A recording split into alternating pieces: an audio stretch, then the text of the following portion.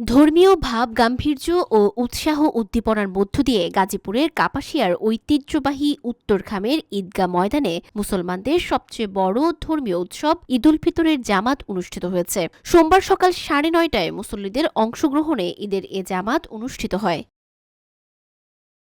ঐতিহ্যবাহী ঈদগাহ মাঠে ঈদের জামাতে অংশগ্রহণ করেন গাজীপুর জেলা বিএনপির যুগ্ম আহ্বায়ক ও কাপাসিয়া উপজেলা বিএনপির সভাপতি শাহ রিয়াজুল হান্নান রিয়াজ। এছাড়াও উপজেলার দূর দূরান্ত থেকে মুসল্লিরা জামাতে অংশগ্রহণ করেন। জামাতে ইমামতি করেন মাওলানা মুর্শিদুর রহমান।